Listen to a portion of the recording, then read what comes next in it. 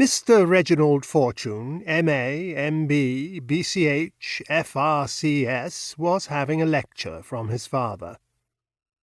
"You only do just enough," Dr. Fortune complained. "Never brilliant, no zeal. Now, Reginald, it won't do.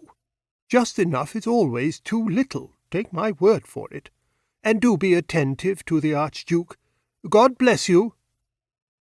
"Have a good time, sir," said Mr. Reginald Fortune, and watched his father settle down in the car, a long process, beside his mother, and drive off. They were gone at last, which Reginald had begun to think impossible, and the opulent practice of Dr. Fortune lay for a month in the virgin hands of Reginald. "Beautifully patient the mater is," Reginald communed with himself as he ate his third muffin. "Fretful game to spend your life waiting for a man to get ready. Quaint old bird, the pater. Deathbed manner for a tummy-ache. Wonder the patients lap it up."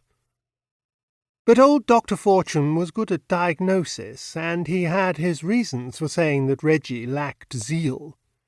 At Oxford, at his hospital, Reggie did what was necessary to take respectable degrees, but no more than he could help. It was remarked by his dean that he did things too easily. He always had plenty of time, and spent it here, there, and everywhere, on musical comedy and prehistoric man, golf and the newer chemistry, bargees and psychical research. There was nothing which he knew profoundly, but hardly anything of which he did not know enough to find his way about in it.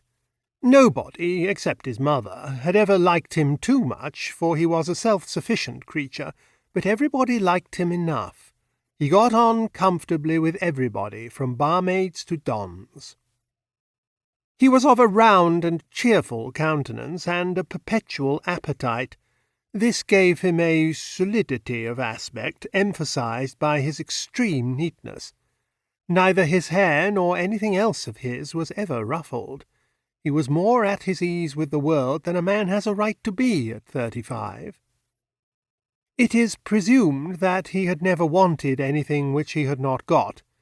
Old Dr. Fortune possessed a small fortune and a rich practice, and Reggie enjoyed the proceeds and proposed to inherit both. The practice lay in that pleasant outer suburb of London called West Hampton, a region of commons and a large park sacred to the well-to-do, and still boasting one or two houses inhabited by what auctioneers call the nobility.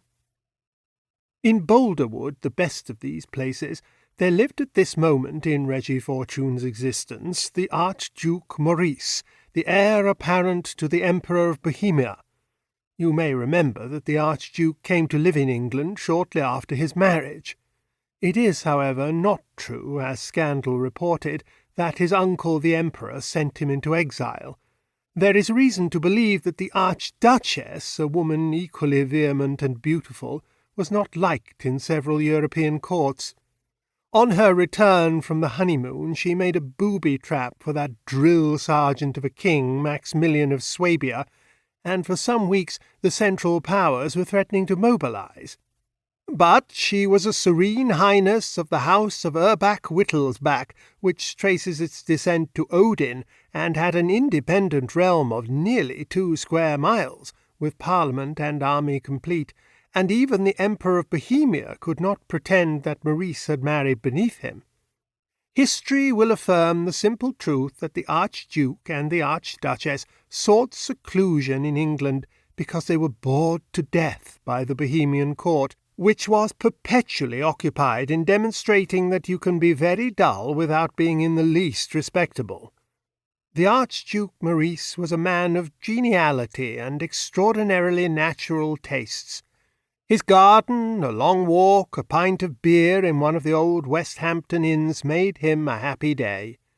The Archduchess was not so simple, for she loved to drive her own car, a ferocious vehicle. But archduchesses may not do that in Bohemia. To keep listening to this audiobook, I've left you a link in the description so you can do it, at no cost thanks to Audible's 30-day free trial.